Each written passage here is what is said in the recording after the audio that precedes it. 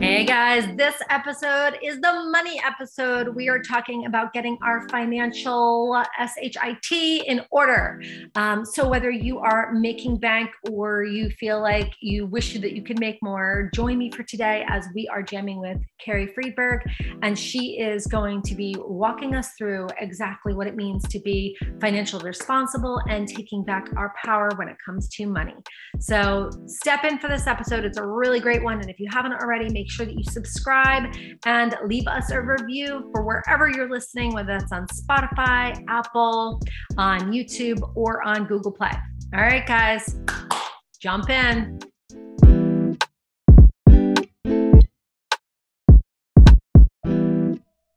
All right, guys, so you are in for an absolute treat with Carrie today because we're going to be talking about all things money. You know how they say, like, don't talk about money, politics, religion. Well, we're talking about money today, specifically taking responsibility for your finances and fully stepping into your power when it comes to money. So, Carrie, thank you so much for being here with us today. I'm so happy to be here. Thanks for the invite, Bailey. Absolutely, absolutely. So, I mean, of course, you've got one killer bio. I mean, you've been in business for over a decade, and you have covered the gamut when it comes to consulting with big companies such as Macy's, Visa, Google, different universities like Kansas State University and UC Berkeley. But where did you start? Like, what brought you to a conversation around money in your journey so far? Well, I started this journey as a client myself. So I was about 30 years old and felt completely illiterate and kind of dysfunctional around money. And at the time, I was living in San Francisco and I had gotten very healthy and empowered and had healed many areas of my life. I was doing a lot of yoga at the time and had dabbled in meditation courses and things. And I just thought, my God, if I can change other areas of my life, I've got to be able to figure something out with money. So I tried many different things, designing my own tracking system. It worked for a little while, but I inevitably fell off or had some kind of problem I couldn't solve. I read books and series of books. That was kind of before like webinars were readily available, and hired somebody off of Craigslist to teach me in Quicken. But nothing could really support me through like normal transitions in life, like the turn of a year or moving. And so I landed in traditional financial therapy for a while, which was very good on the emotional side of things, extremely cathartic. One good example was like firing my lifelong financial models. And that looked like writing a letter, saying this wasn't supportive or helpful and I still don't know anything. And so that worked, but it didn't help on the practical side. I still couldn't save $5 to save my life or know how to create a budget. I was absolutely not one of those people who could write a budget in their sleep or that it was easy and intuitive for them. It was extremely hard for me. So a friend suggested I hire a money coach. I had never heard of a money coach before, but I'd heard of like life coaches or personal trainers. And it was my work with that person. For me, it took a couple years. There was quite a mountain to climb of consistent support and sessions to really experience transformation in the house of money. And so that person taught me the ABCs and 1, 2, 3s of financial literacy and personal finance, which I was able over time and with her help to apply to small business finance as well. But probably more importantly, she was someone that celebrated my successes, no matter how small they were, like closing a credit card or something like that, and kind of rubbing my back and holding hands, like we can do this together. You don't have to do it alone, and gave me that emotional support. So I really needed the right and left brain experience. And it was so deep, gave me a second life, a new life. Everything improved. I got a nicer apartment. I let go of the sort of beaten up car. My relationships improved. personally and in my family. I started showing up differently and people responding to me. I felt different at work, was able to negotiate for myself. Like the ripple effects were going on. And the change was so profound, I decided to do the same coach training program that my own counselor had done. And that was back in 2010. So ever since then, I've been a certified financial coach. I love it. I love it. And I think that, you make a great point. We're often brought to the work that we do, not because we were awesome at it from the very beginning, right? It wasn't that we started off with like, yep, I've always had these great financial habits and I've always had it together. So I think that we have such a gap and we learn this depth and breadth of, hey, I've been there. And yes, here's how I turn the bus around. Yeah. Mm-hmm. But exactly.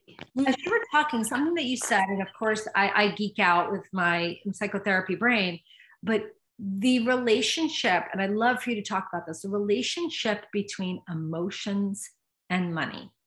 Mm-hmm. I'd love for you to expand on that because I think that we don't always see how they're attached. Right.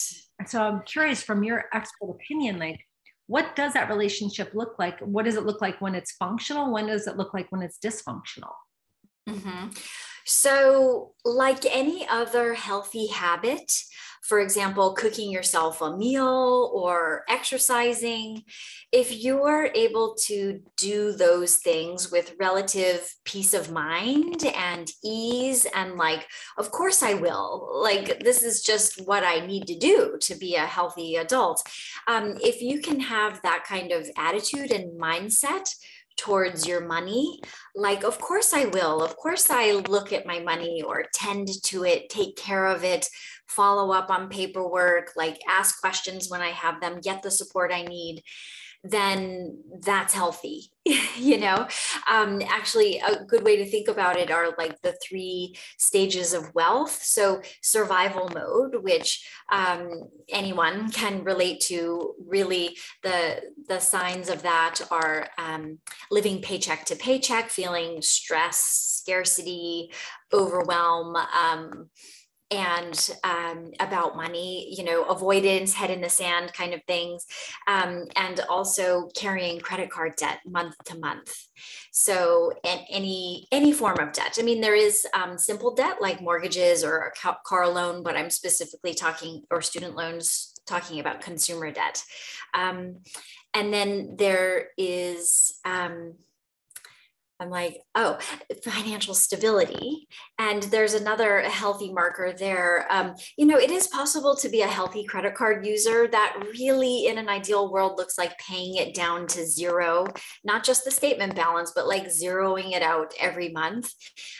Financial stability means you're paying all bills on time in full, on a consistent basis. Any relationships you have around money, whether at work or romantic partnerships or family members, adult children, etc., that those are all working, that there aren't patterns of enabling or dependence, and again, the lack of stress. So my work really is about helping people reduce anxiety, control the things you can, be proactive, kind of like yoga, like we do it because it's good for us, and stretching, and so that you can be in this kind of maintenance mode, and then turn your attention to the 3rd stage of wealth, which is, true wealth building and affluence.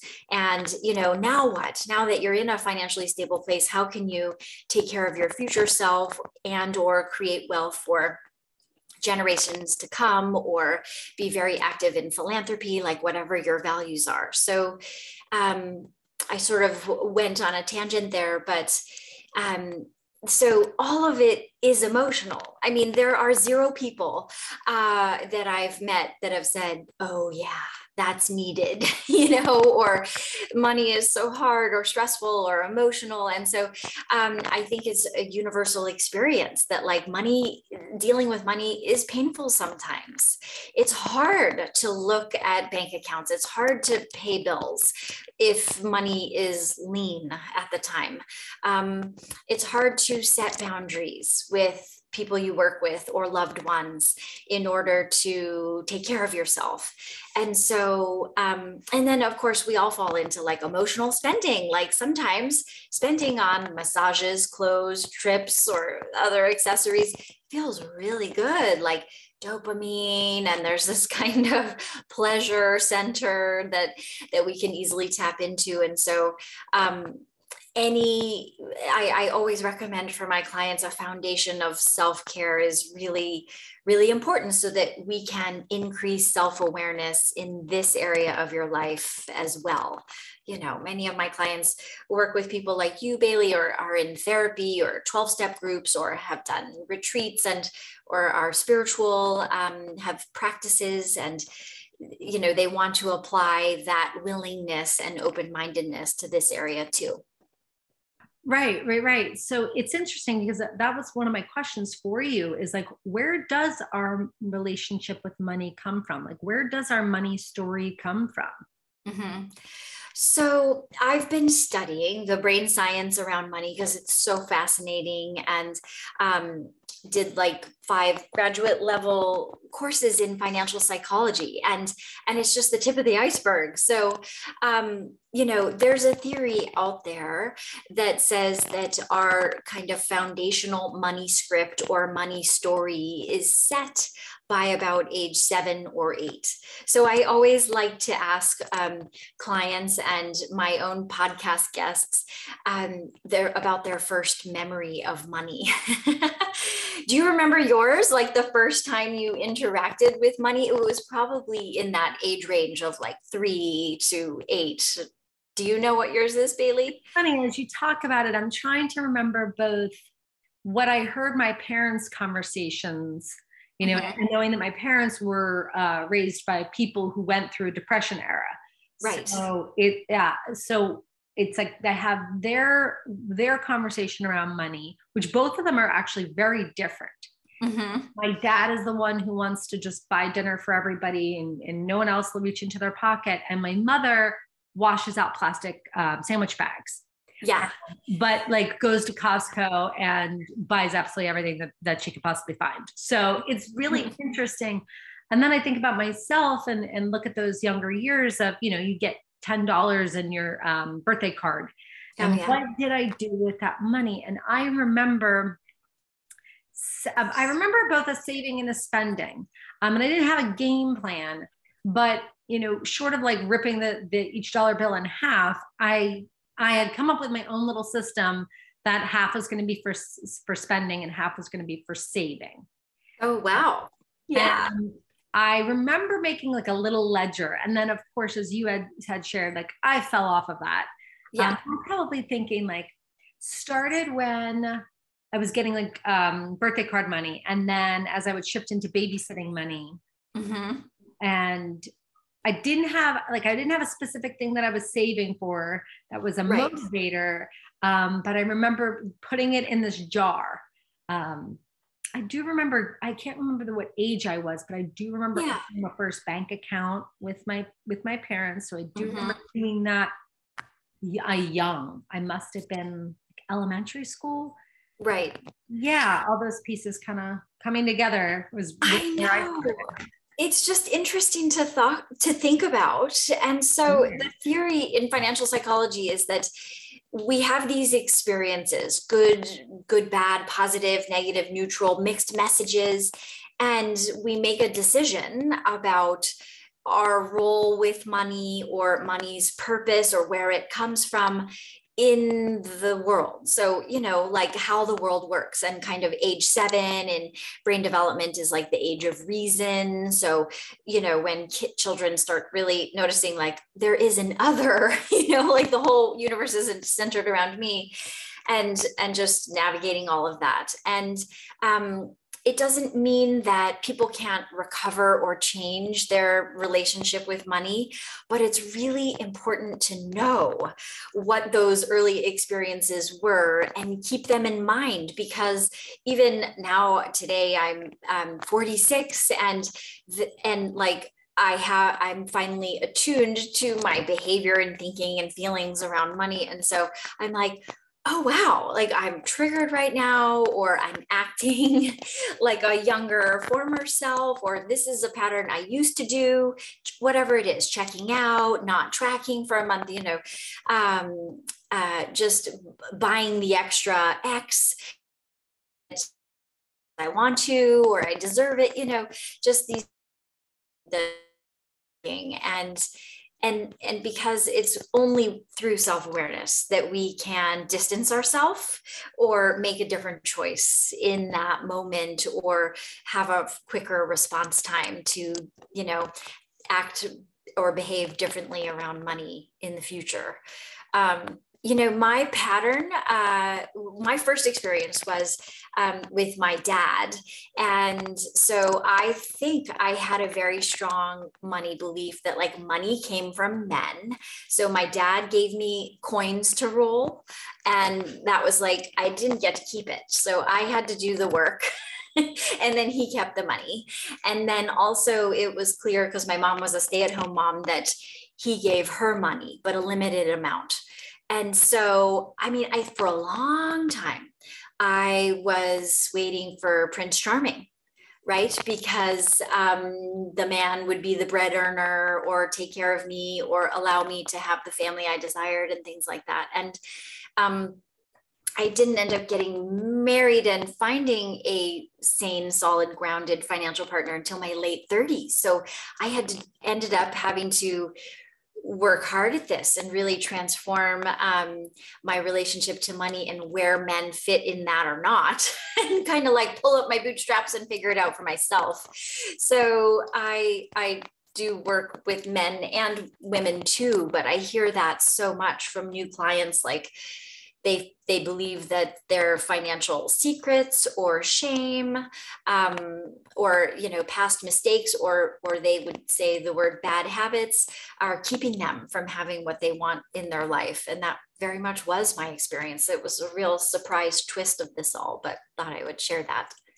I love that. And thank you for sharing that, because I'm sure, people can relate from what they did see from their parents. And I try to remember that at least my parents were raised by Depression era parents. Like my father was raised by a dairy farmer, right? And I was like, that is a completely different world than which we live in. Like nobody drops milk off at your front door anymore. Right. Well, some of the grocery deliveries, I guess it did come back. But, and then my mother was raised by a steel mill worker with a stay-at-home, both having stay-at-home mom concepts. So, what were their messages about money? And then how did they play out their own story? Also based on, what their education was or what their values were. Yes. And of course, I geek out on the psychology of just about anything, but I love what you're talking about, this financial psychology, and what are the intersections of our stories? And then, to our point for today, like, how do we take responsibility for our finances and take back the power about our money story? I know. The biggest surprise of it all was how simple the instruction was. And because I was so, like I said, illiterate, disempowered, overly emotional about money, credit card debt, like I said, couldn't save, like I was a classroom teacher at the time, like the vision I had for my life and my lifestyle preferences did not match my income. And like therein lied the tension and the bind, but I was shocked. And I just want to share with anybody who's listening that, like, if I can figure this out, you can figure this out. And I think Marie Forleo coined the phrase figure outable, like personal finance is figure outable. And so, so let me offer 4 levels of financial wellness, because I think it makes it really doable. So level 1, which is where everyone starts, and it's the hardest level, is tracking. It's knowing where your money is going. And that can look any number of ways. I mean, in the old days, Bailey, I wrote everything down by hand for those 2 years of coaching that I did when I was a client myself. And that's what I needed to do, like pen to paper in a checkbook register, doing the math on a big button calculator from the drugstore. So it was very tactile and daily. Of course, fast forward 15, 16 years now, there are so many different software programs and apps to choose from. And that's its own new challenge. Like, wow, technology is so amazing. I can link my bank accounts. But I still want people to be touching their transactions in that manual way and making sure that the algorithms and the robo tracking features are doing it accurately, because as amazing as technology is, and it helps everything be easier and more efficient, you're smarter than any software. And you know that what you spent at X place was actually clothes and not food. And so there is fine tuning you have to do. And the second level, once you have a system up and running, which by the way, takes about 5 to 10 hours. And I know that sounds like a lot, but it's to practice and get it all customized and working, and up the mountain onto the plateau where there's a nice view and it's just 20 minutes a week, half an hour a week. That is very doable, but it takes some time to get there. And that's where most people, like you were sharing, and me too, fall off. Right? Because it's too hard to get to the plateau, or questions or technical difficulties and things like that. And be warned that a lot of software programs and apps are 5 minutes to set up. Well, that's fine. That's like signing up for an account. But then the rubber meets the road. You right. need to make it work for you and your brain and your language and your lifestyle and the categories.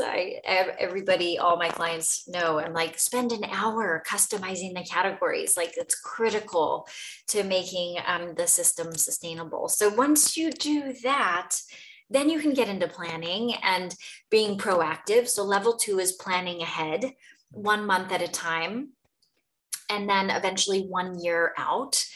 You've got to have a system with a 12-month view, because we all know, there is no normal month. There's always something, some kind of bigger ticket item that comes up or thwarts us, throws us off the center. But that's all, we can handle that with a kind of approach like this. And then there's analyzing the plan. So what's the difference between what I thought would happen and what did happen, right? The reflection piece. And it's not about anyone being in trouble or doing it wrong. There's no such thing as a perfect budget. It's just about being connected, remaining connected to your money throughout every month, so that you can make changes while there's still time, and mining the gold. Oh yeah, there's that insurance payment every February, and having that on a calendar type of thing. And then the fourth last level is really ongoing financial literacy. There's so much to learn about money, and so for a lifetime. And I really encourage people to read books about money, take a class, pick a topic, deep dive, so they can continue building that confidence and the vocabulary and fluency around life decisions, as well as just all the areas of their financial life as it continues to expand. I love that. I love that. And I think that how it's broken up into the 4 phases, more or less, and just the fine print that's hey, the hardest one is going to be the first one, and that's going to be the most time consuming. Yes. And to just say from the outright, it's going to be a slog. That's just what it's going to be. I love having those conversations with my clients where I'm just you're going to be bad at this. Right. I just want to tell you already that you're going, because I think for as high achievers, it wasn't difficult for us to roll into a classroom and sit down, take the test, and do fairly well, because yes. we were always achieving, we were always picking up what's around us, and it just kind of came naturally. So I find, and this actually really stood out for me in the book Nurture Shock by Pro Bronson and Ashley Merriweather. I really loved this book. And one of the things it talked about was the difference between praising children for being smart versus praising children for working hard. And, Right. and I'm not sure if you're familiar with this book or that study, but what really stood out to me was, sure, a kid could have, high IQ, but once they reached this point where they were challenged, they would actually, the smarter kid would actually give up more often than the average IQ kid who was praised for working hard. And when they met a challenge, they'd work through that challenge. Yeah, exactly. No, that's very well said. And you're exactly describing my experience when I was the money coaching client tracking my spending, saving, and earning by hand. And my coach, who I would meet like every 2 weeks or something, would be like, you wrote everything down for 14 days. I mean, and that was the accomplishment. Sure. And it's very funny now, but like that was a huge deal for me. I worked really hard at that.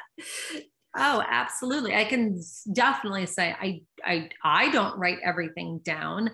And I have a makeshift tracking system of sorts.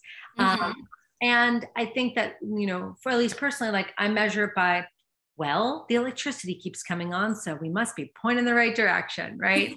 Yeah. I joke, but it's unless I think that you have the lessons, right? I mean, going to school, I was never so much as taught how to balance a checkbook, never taught about compounding interest of credit cards. And when I remember having an accountant early on who worked with my dad's company. So, he took me on as like a bonus client, and I was trying to ask him, how did this all work? And he said, don't worry, you make money and I'll take care of it. Yeah. So again, I got this message of like, okay, this is my only job, make the money. Like where it goes or what happens after it, no, I don't have to worry about that. Which, at the time I felt, relieved. And now I see how that was actually kind of disempowering. I mean, I assume he meant well, of course, but it was in many ways disempowering because I didn't have, that didn't encourage me to develop a relationship with money beyond save, spend, make, period. Beyond the paperwork, like sign here kind of thing. And I'm glad you mentioned that because it is an important question when people do hire various professionals on their financial support team throughout a lifetime. I want you to ask, and you deserve, ask how much education is included. How responsive are you to email questions, or especially the first year or two with any financial professional, like a financial planner or an investment advisor, an estate attorney, a CPA, accountant, like you're talking about, etc. There should be much hand-holding and contact in the first couple of years, including that education piece. And then as life throws curveballs and things come up a lot over time, then that they're also available to help you tackle the next challenge. So that I'm sorry that you had that experience, but it's an interesting story. And I feel like your accountant missed the opportunity to make a bigger difference in your life. Right. But you make a good point, is that my story is probably not that uncommon, right? I mean, I remember even, back, and you mentioned being a school teacher, I was on the child study team, a school social worker. And I remember the 403B people, like they would come in and they would say like, okay, sign up for this plan. Oh, this is what everybody else is doing. Oh, your age, you could be moderately aggressive. Okay. And done. Yeah. I remember one of the plans that, and I was like doing some more research, right? Now, let me get curious. I didn't know what questions to ask, but I was getting curious. And I saw that I was invested in a fund, and this is just me, that was with Halliburton. And at that time, especially, I was just like, I'm just not, that's not okay with me. And he argued with me, and he said, well, it's performing very well. Why would you want? I said, I don't agree with that company. And since then I've learned that there are different advisors that will, take your values or your causes into account, from social issues to the environment and whatnot. So is that something you can kind of talk to us a little bit about? Yes. So I think what you're pointing at are like ESGs, environmental social governance types of investment. Green investing is a whole like niche field now. And so that is one filter when people are doing research and things like that. And but it's really important, again, when you're hiring a financial planner, especially someone who's going to be guiding you in the best decisions for the long term, like setting you up for retirement. I would expect that the intake process would be several hours long, trying to get to know you and a partner, if you have one, about your values and your background and all of your vision and the picture you have for retirement and all of that.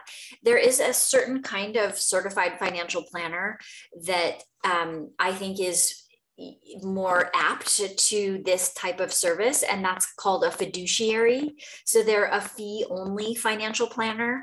So it's very different from a traditional brokerage firm where there are more kind of numbers on their heads. In other words, they are trying to upsell you like products or insurance or and you can tell by like the energy. And so I always only advise that my clients hire these fiduciaries, fee only financial planners, and whether or not they specialize in ESGs or green investing, you would need to ask each different one, but that definitely exists out there. Right. But I mean, Carrie, I guess it goes full circle into what we're talking about is, assuming responsibility for our financial lives has to do with it being empowered to educate ourselves. At that time, I mean, oh gosh, I was 20. Oh heavens, I must have been 26, 20, maybe 26. And I didn't know what questions to even ask. Right. I had no idea. I didn't know that it wasn't supposed to be a 15-minute thing in the teacher's lounge. Yeah. Right. So I think part of taking responsibility, at least for me, and I'm curious for you, is it's not only setting ourselves up with a good system, but also knowing that we have the power to ask questions. And yes, here's how it should go. Here's maybe who you do need on your financial support team. Yes. And I have this conversation with people often, and such that I even wrote a blog post like how to choose a financial advisor. And I think it's really useful, but the basics are that you need to like, trust, and respect this person. Often for women, that's working with women. There's just a certain bias and comfort zone that you don't have to navigate through when your financial advisor is a woman. So those are also available, but there's no right or wrong way to do this. It doesn't really matter. But another sign that it's a working functional relationship would be that part of you actually looks forward to the session or the appointment. Right. If there is anxiety or stress or worry or the pit in your stomach, like that's your body telling you something. I mean, that's an intuitive no. And so it's kind of like shopping for a church or a yoga studio. Like you got to keep looking because there are so many wonderful, warm people out there where it feels safe to not know what you don't know and to ask questions. And even, I mean, in the beginning of working with these types of professionals, I had to request that they please talk very slowly. And I often had to say, can you repeat what you just said? I mean, literally my hearing would go out, like I would go deaf. I mean, I had such a strong, like, shut down fight or flight physical response to anything about money. And so I may have been more of a special needs client at the time, but it doesn't matter. I just had to learn to stand up for myself. And that was part of, as a young adult single woman, taking responsibility for being self-supporting, and totally responsible for everything that was going on in my life, including in the house of money and in my bank accounts. And being willing to, face the income situation. Like that's a big one. And it's always top of mind. So people, they don't come into money coaching, of course, like with everything organized and put together. Like those are not my clients typically. I mean, yes, high functioning dual income families and everything else. I live in the Silicon Valley, lots of tech employees and things. But it's people that have curiosity or areas of growth, or they want to learn more, or just get a second opinion about how things are set up. And so, but most people in one form or another are facing a shortfall, right? Like something isn't quite working, or goals are not being met, or gosh, I earn so much, why can't I save? And I still carry credit card debt every month. Like, what are these puzzle pieces? Help me look at the puzzle. And so, the first solution to a shortfall is income. And it's not always, easy to increase overnight, but it needs to be top of mind. And if it's been 2 years since the last time you raised your rates or got a raise, that needs to be looked at. And that's a big piece. The second obvious one is to reduce expenses. Right. And it is really helpful outside of like the partner dynamic, or if you're a single independent person, it's hard to make those decisions sometimes, or see potential leaks in spending, or, oh, tell me the story there about, like, I have one client whose clothing budget is like 5,000 to 10,000 a month. Like there's something going on there. It's just interesting. I mean, she can afford it, but it's causing stress in her marriage. And so there's just, there's always more than meets the eye. Right. There are also, just quickly, creative solutions to one's needs as well. So that's also part of my work, is like, have you thought about this, and thinking outside of the box and other ways, rather than spending, full price, top dollar for maintaining a certain lifestyle, that you can get your needs met. And the fourth solution to a shortfall that we've already touched on is boundaries. It's communication. So again, with employers or housemates or your partner or adult children, or other people in your life, even kind of haggling and negotiating out in the world. Like, can you get a deal? Can you delay a payment? Can you pay? I'm in summer camp registration right now for my kids. Like, can I pay half now and half in June? Like, even though it's not on the form, like, and again, filing for refunds and reimbursements, and there's a lot to do. But those are all, I wanted to share those examples of ways that we stand up for ourselves and take responsibility for our financial wellness. I love it. I love it. No, I mean, Carrie, I don't know about you, but I feel like this is the beginning of a conversation. Like, this is part 1 of 8 episodes with Carrie, right? Just like, there's so much more to talk about, because it is our money story. It is our relationship. It is our income. It is like taking a look at, like, what are you spending on, and like what's serving you, and what's actually like an emotional response. Mm-hmm. And ultimately it comes down to taking responsibility for your finances and just fully stepping into your power when it comes to money. Yes. And being willing to look. It's like eyes wide open, lights on, consistently. And like any healthy habit, it really does get easier and easier over time. Right. Awesome. Oh my gosh, Carrie, we could definitely talk to you for days. In the meantime, tell us where we can find you on the internet. Where are you hanging out, so that people can go from here and continue the conversation? And we're going to put all the links in the notes as well. Okay, perfect. My website is SF, as in San Francisco, so sfmoneycoach.com.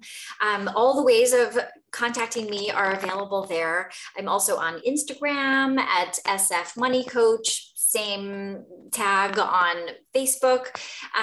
LinkedIn is actually my maiden name, Carrie Bergbauer. And Yeah, that's it. I'm offering coaching at the moment, one-on-one coaching, but I also have a personal finance 101 course for the DIY independent study types, where you get an enormous bang for your buck and you can do it in the convenience of your own home on any screen of choice. It's 25 mini lessons on the practical and emotional sides of money. And it comes with so much more. So you can check out all the details on my website too. I love that. I love that. And let me just tell you, like that is something that we need to do. I want to say as like early as elementary school is starting the conversation around money.